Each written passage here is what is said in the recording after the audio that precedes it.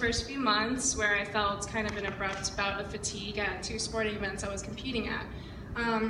However, both those days it was very hot, you know, sometimes I get a lack of energy when it's hot, so like thinking nothing of it, I just kind of, you know, like put it to the side and, you know, swept it under the rug. However, my parents, come August 15th, had given me news from a recent bone marrow biopsy I had undergone that put my strange symptoms into perspective. The results my nurse practitioner had given me was that my cells, like my sister had said, were growing abnormally fast, and thus resulting in my pre-leukemic diagnosis of myelodysplastic syndrome. So, it's so hard to talk about. Consequently, my doctors and myself and my parents found it fitting for me to defer my admission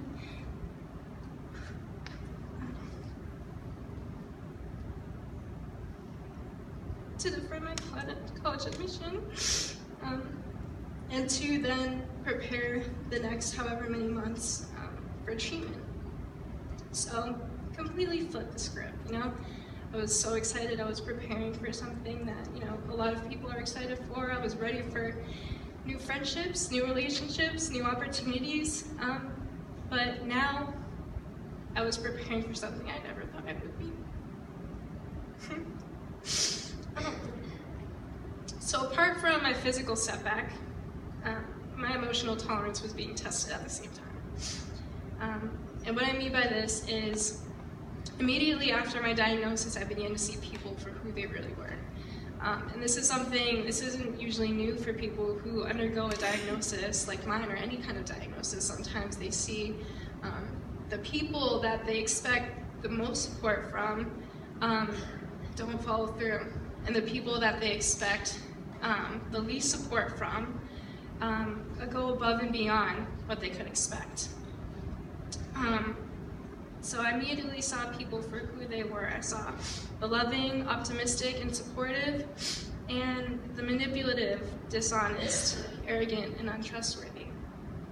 Ironically, the people that I had given so much of my time, effort, and energy to, you know, just making sure that they were okay, just trying to be a friend to them, treated me as though I was a stranger immediately after I was diagnosed. I'd experienced constant betrayal and disappointment through friendships, unfaithfulness in my relationship, and saw those that I was undoubtedly supportive of through the hard times of their own simply couldn't ask me if I was okay. I soon realized that to depend on or expect certain things from people is the fastest way to lead to disappointment. It's almost a false sense of responsibility, because not everybody can comply with your needs or empathize with how you're feeling, even if it is just simply asking if you're okay. So from September to November, I could also see that God was clearly testing my family and I's patience. And how he did this was, we had a couple of delays. So the first delay involved my sister Bianca, also my bone marrow donor, being bit in the ear by my friend's pet Shih Tzu. And we were over his house, and you know, we were baking cookies and stuff, and Bianca was on the floor petting the dog. She let him smell her hand, and then, you know, all of a sudden I hear her scream, and I look down, and Bianca's holding her ear, and I said, oh my gosh, that dog just bit you. And so it scurried away, and, you know, I'm bringing Bianca to the bathroom, trying to clean her wounds, and I told my friend, like, if that dog comes near us, like, I'm just gonna punt it like a football. Like, you gotta get it out of here. Like, you just gotta do something. So she ended up needing 7 stitches, and shortly after she fell ill to a fever and a rash. So since Bianca was my donor, it was vital that not only I stay healthy, but she stay healthy as well. And so because of that, doctors called and they issued a 6-week delay. And I can't even imagine the guilt that she probably felt after that phone call. But, so, she eventually got better, thank God, stitched up and everything. But her our second delay came with confusion and mixed feelings after receiving results from my labs at clinic. So this was 6 weeks after. And what previously looked like myelodysplastic cell growth was beginning to look more like my previous condition of aplastic anemia. So in a way, it was reversing itself. And my family and I thought, okay, well, you know, this is good, but also like, this is bad because, again, another delay was issued, another 6-week delay, because doctors didn't have a concrete diagnosis of what it was that was going on with me. And so they didn't feel comfortable prescribing or giving me what treatment I would receive in terms of chemotherapy. Because you see, the kind of chemotherapy that somebody receives is solely dependent on the severity of their diagnosis. If I were to receive less intensive chemo with the few precancerous cells that I had, the chances of relapse were greater. If I had received full intensive chemotherapy only for aplastic anemia, then the long-term effects could be damaging. So this uncertainty again resulted in another 6-week delay.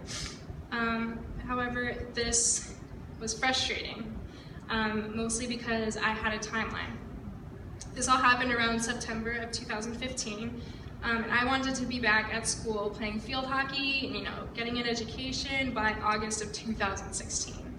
But doctors told me that treatment would take 4 to 6 weeks, that recovery in isolation is about 9 to 12 months. So as of that point, I was behind. Now I was falling farther into this time crunch that I didn't want to be there. So as of this second delay, I was worried that I would be able to get back to school on time and just get back to my life, for my family to get back to their lives too. So it was very frustrating, and, you know, we were sitting there thinking, like, it's not to say that I questioned God, because at that point I knew, like, everything happens for a reason. And even the moment I was diagnosed, the second that we were finished talking, my parents and I went to my room and I opened my book, because I write my prayers, and I said, God, I'm not mad at you, I'm not angry, because I know that something is going to come out of this. I don't know what it is, I don't know the purpose that you have for me, but I know there's going to be something. So as these delays were happening, that's kind of the mindset that I was keeping. Well, either way, we had 2 delays under our belt. And while Bianca was recovering from her infection, I was undergoing another important operation before my official treatment, infertility treatment. Now, my family and I had many informational meetings with our doctors, nurses, specialists, etc. about everything that's going to happen, from a timeline to symptoms to the medications and chemicals and things like that, to long-term effects, short-term effects, and everything within this treatment that would happen. These kind of meetings were the heaviest because it's a lot of information to digest. So many things are being thrown at you, there's so many questions that need to be asked, sometimes you don't know what questions to ask yet, and so that's where it was the best to have my parents there with me, because, you know, at that time I was only 18, but they definitely advocated for me, and they spoke up for me and asked the questions that I had, but I didn't even know I had. So these meetings were very heavy, but surprisingly, with all this info being thrown at me, the only thing that managed to make me cry was A, that I would lose my hair, and B, that chemo causes infertility. This was incredibly hard for me because as a girl, you know, your hair is kind of your identity. And especially in school, you know, I don't know if you remember from the slide, I had my big, massive curls. You know, people called it a lion's mane in high school, so that goes to serve, you know. That was really my identity, that's who I was, that's how people knew me as. They knew me as Dana, you know, light eyes, big hair. But not only that, hair grows back, you know. It'll take a long time, but it'll grow back, it happens. But what doesn't really grow back are healthy ovaries, you know. They don't regenerate, they don't heal themselves after a period of time. The damage caused by chemo to a woman's ovaries is substantial. That's causing infertility.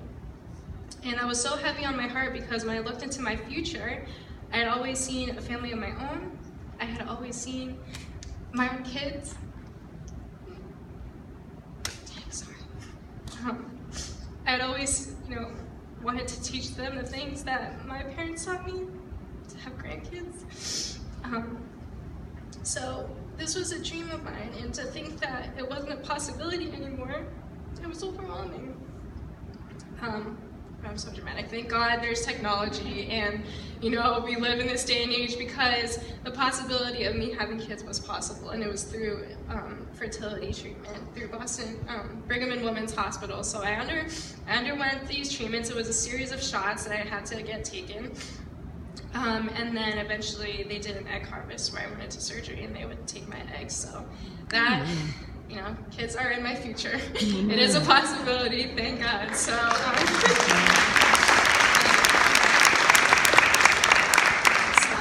definitely very happy about that. Can't wait to see what they're like. I hope they're chilling. Probably not, but.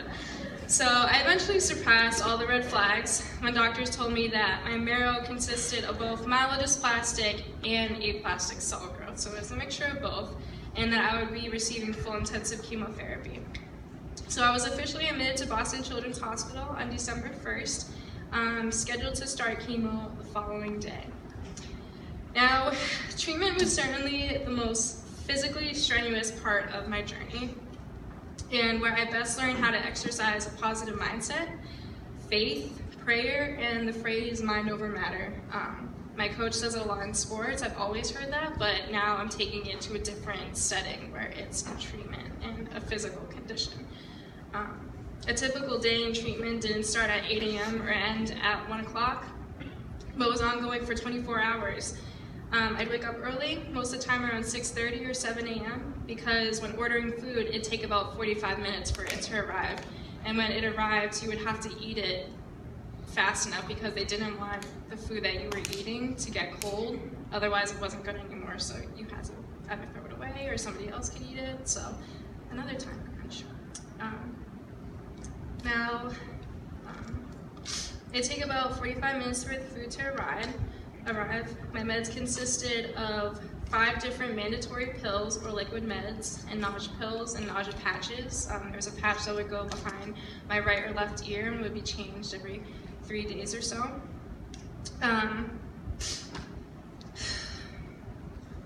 These would be taken about 3 times a day at 8 a.m., 2 p.m., and 8 p.m. with meals in between. Eventually, I learned the best time to eat before taking any medications because since nausea and vomiting was a regular occurrence alongside, since that was a regular occurrence, I would learn when the best time to eat was before, when I did take my meds, I would either throw them up or I just wouldn't eat. So alongside chemo, I think a lack of nutrition was one of the greatest factors in my weight loss because I often contemplated, again, at every meal, whether to eat before I could, before it all come back up, or to eat little to nothing at all. So that's what contributed to a lot of weight loss sometimes. So there was medical maintenance that needed to be tended to on a regular basis, and these were things like flushing my central line, cap changes, dressing changes, and changing of my IV bags. So my central line was an IV that was surgically placed in my chest. It connects to an artery from my heart that branches up and out into your arms. The artery, not the IV. Some people get confused. So just beneath the skin, right above my collarbone, they put a small plate to hold the line in place so it wouldn't move and cause pain. And so that line came out of the center of my chest and then split into 2 lumens, they called them, or 2 tubes. At the end of these 2 tubes were caps, which could conveniently open and close to allow for medications to be administered and for the nurses to draw blood whenever they needed to, rather than me being pricked 3 to 4 times a day in the arms. So when nurses would flush my lines, all they would do was clean them with syringes, and changing my caps just meant twisting them off They would clean the opening